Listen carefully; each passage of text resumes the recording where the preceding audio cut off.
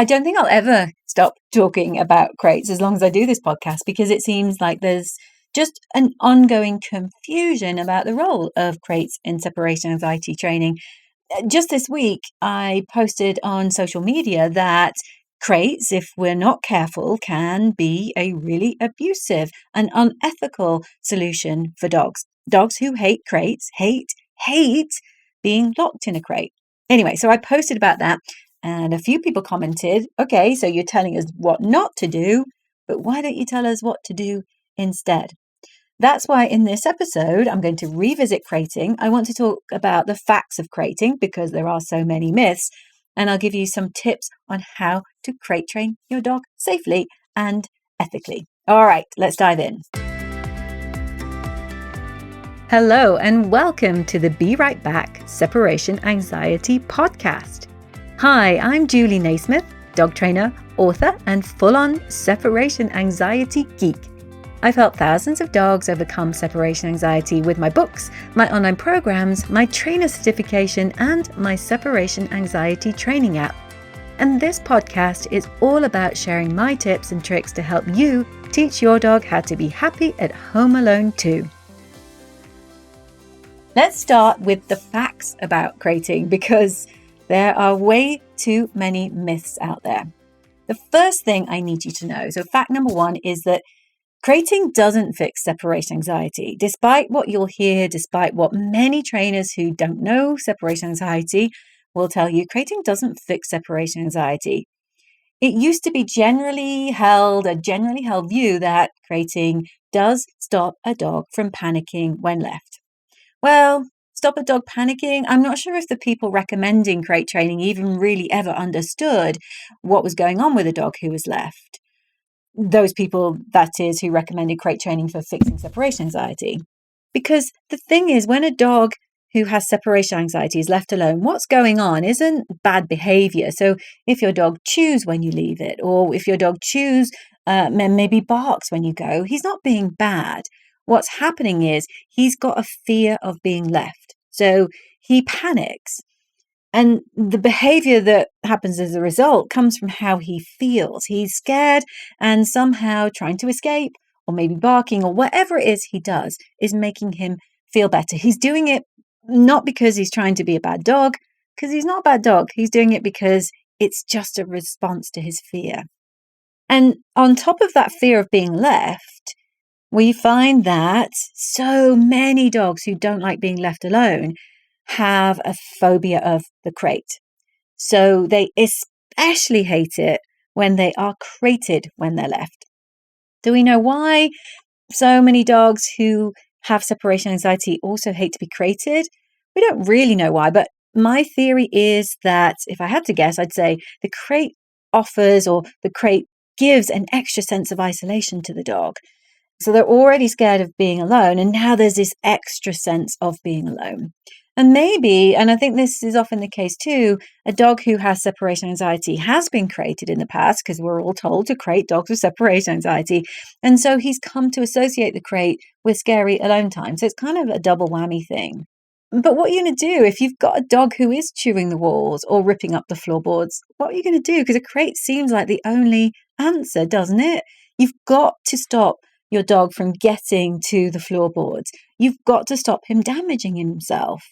You've got to stop the destruction that's happening to your house, but you also want to stop the severe physical risk that's happening.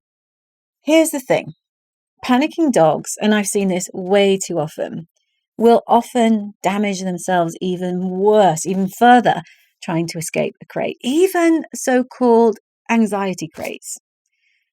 The memory of that panic of trying to escape is lasting. So what can happen is not only have you caused or potentially created the risk of your dog harming itself in a crate, but even if that doesn't happen, you've created a potential psychological impact. Your dog has a memory of the panic that's really hard for it to lose. And by the way, massive side note, I am not anti-crate. No, I am not that person who goes on social, who jumps on a podcast and say, crates are bad. I am not that person. If you came to my house, you would see, last count, just counting it up in my head right now, I think we have about 6 crates in this house. And that doesn't include the crates that we folded up and no longer use, because crates are invaluable tools. They are really helpful for containing excitable dogs who try to knock over people when they come through the door. And they're really handy for things like travel, for containing dogs while they're at the vet or the groomer.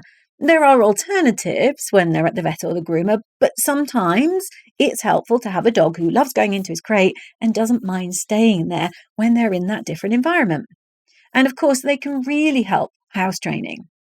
And that's why I also talk a lot about house training with and without crates, because I know that so many of you want to house train with a crate. So I cover house training with and without crates in both of my books. But to an anxious dog, a crate is not the safe haven that everybody says it is. To an anxious dog who hates a crate, closing the door is just a form of punishment. I know it's awful, but that is what's going on. Just because, so the fact number 2 that I want to cover today, and it links back to what I just said there about crates being a safe haven, because that view is really well established. It seems like that's unchallenged. Dogs like a safe haven, they love to den. But here's my second crate fact. Just because dogs do seem to like to den, it doesn't mean to say that they will love the crate and see it as their safe space.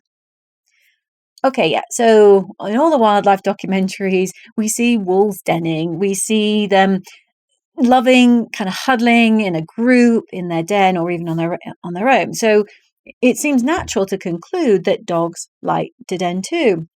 And I don't think that is too much of a leap of knowledge or a leap of faith. Dogs do seem to like kind of, denning down for want of a better word, but they do seem to like snuggling in small spaces. Many of them do. They do seem to like seeking out those little dark, cozy corners in the house. But what we can do with dogs who want to den is we just keep the door open. So let's give our dogs a choice, because there's a massive difference between denning down in an open crate because it's cozy and it's snuggly and they feel really, really comfortable in there, and closing a door. Closing the door on the crate changes it from something that dogs love and that makes them feel safe to a prison. Dens don't have doors.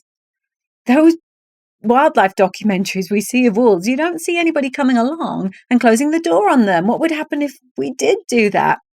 More likely than not, they would panic. So dogs, if you want to create a safe space with a crate, do it. But make sure that your dog is free to enter and exit at will. That's if you've got a dog who's crate phobic. If you've taken the time to get your dog to love its crate, and it can be done, then of course you can close the door, because your dog's not going to panic when you close the door. But if you want to create a safe space for a dog who doesn't love a crate, just leave the door open and let them decide whether to come or go and whether to use that as their den. And how do you get a dog to love its crate? Well, you're going to use a fear-free crate training plan. It can take a long time with a crate phobic dog to get that dog to love its crate, but it can be done. I want to touch on dogs who hate things like thunder and fireworks too, because again, you'll hear that the advice is to create a safe space with a crate. And again, it is true. They do often seem to like going into smaller spaces. I think a dog who is frightened of thunder or fireworks, it feels less noisy. It feels further away from the scary stimulus when they're denning down in a crate. And I certainly see this in my own dog who hates thunder and fireworks, Tex. He hates the light associated with those things. So for him, a dark crate is a great place to be. But I always leave the door open for him. He's a dog who loves his crate. I mean, loves his crate. And he's got no separation anxiety whatsoever. But when he goes to his crate in a storm, I leave the door open. And the reason I do that, and by the way, I'm sat by him when he does that because we're doing lots of counter conditioning as the noise continues on.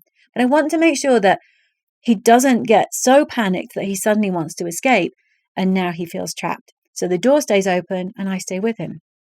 I let him choose whether to go in and out of his crate. And that's how you make a crate safe for a dog who's in a panic. Just leave the door open and let them choose.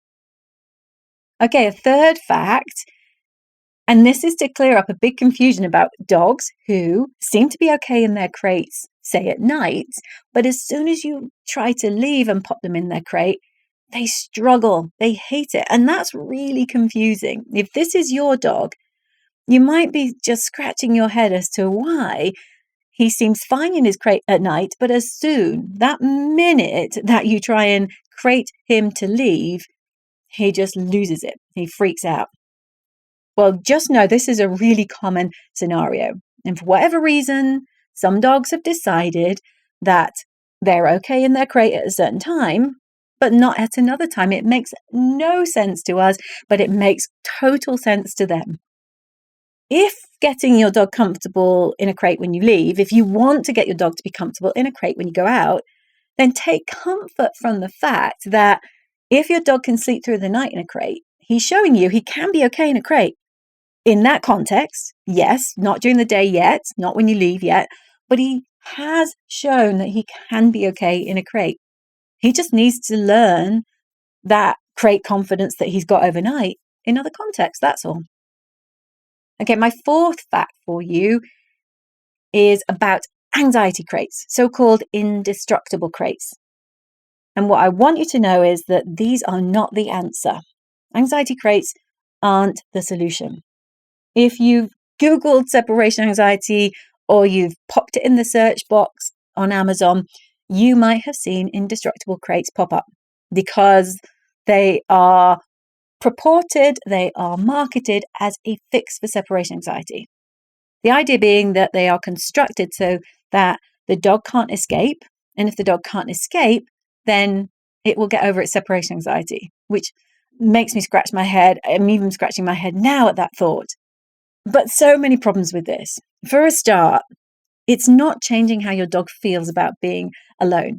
It might stop the destruction of your home. It might, if you're lucky, stop the destruction of your dog. What I mean by that is it might stop your dog harming themselves, although some dogs still manage to harm themselves in these so-called indestructible harm-free crates. And even if they're not physically damaging themselves, even if they give up because the crate is just too tough for them, there's the psychological damage that we talked about earlier in this podcast.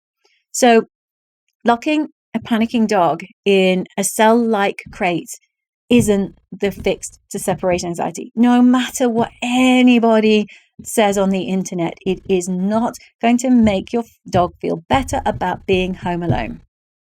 Okay, fifth fact, you can house train without a crate. You absolutely can. So yes, it would be great if you could get your dog or your puppy to be really comfortable in a crate, because it does help house training. Just confining a puppy to a smaller space speeds house training, but it's not necessary. It absolutely is a great tool, but it isn't necessary. It's not the only answer to house training. And in plenty of countries around the world, people don't use crates to house train. What do you have to do instead? You have to be way more vigilant, and you definitely have to create a smaller space in your room or in your house, because being vigilant, you need to be able to keep your eye on your puppy every single second. So you need to know where they are, which is why a crate helps. But if you're not going to use a crate, you need to create a smaller space in which you and your puppy hang out. So you do have to do some management like that, but you can still house train. And in fact, I house trained all my dogs without crates. And I probably would do it again because I don't find it difficult. It's a bit more laborious. You do have to be on your guard, but it's doable. And why wouldn't I use a crate? For no other reason than actually, I like hanging out with my dogs when they were puppies. So they were kind of always hanging out with us anyway. My dog Tex absolutely loves his crates. Percy's fine in a crate now. It took me a long time though to do that. And India can't get enough of being in her crate. But if we did it all over again, I would not worry for a minute about having to crate them for house training.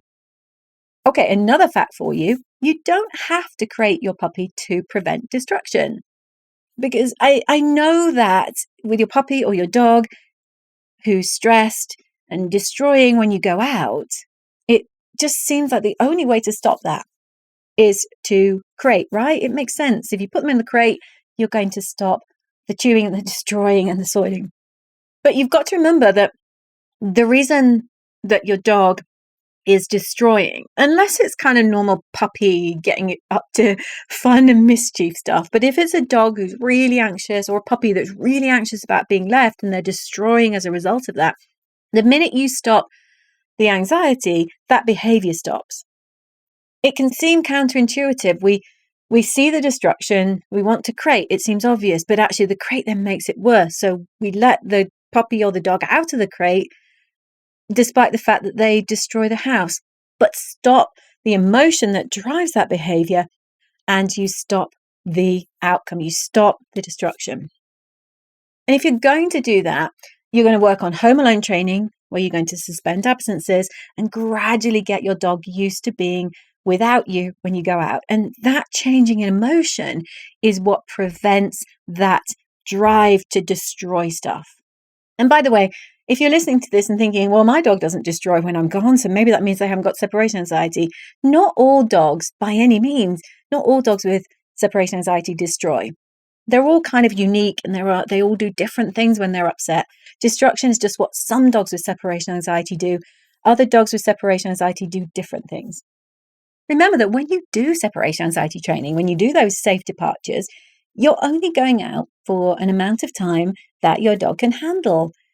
You're not going out long enough to cause him to panic and freak, and so he won't get up to the previous destructive behaviors that he showed when he was panicking and freaking out. Plus, you'll be watching him like a hawk.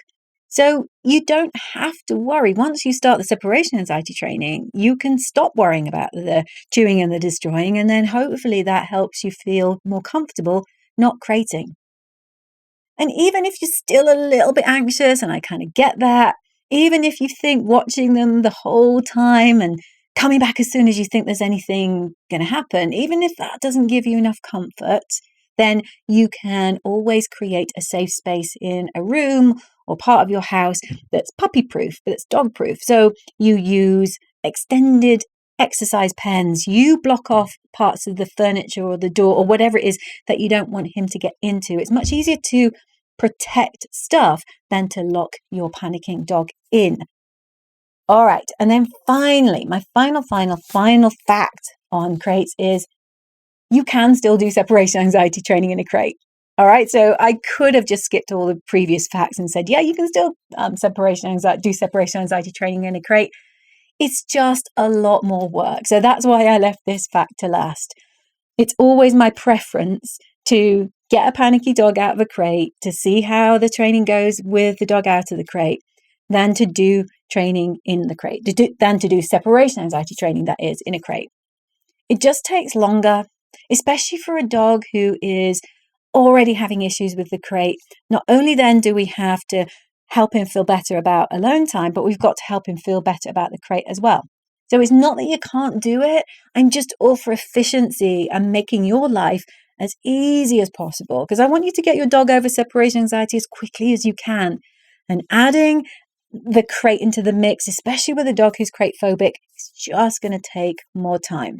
But if you do want to do it, what you need to do is get your puppy or your dog to love its crate first.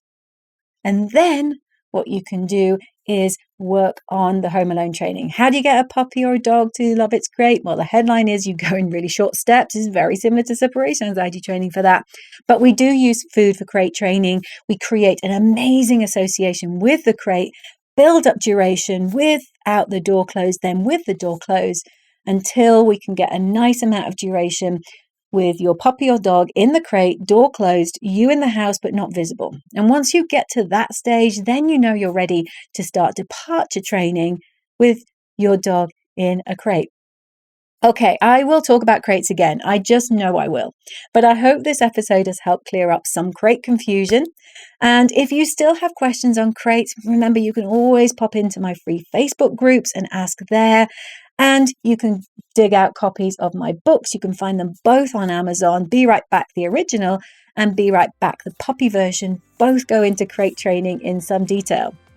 That's it from me for this episode, but keep training and good luck out there. Thank you so much for listening to this episode of the Be Right Back Separation Anxiety podcast.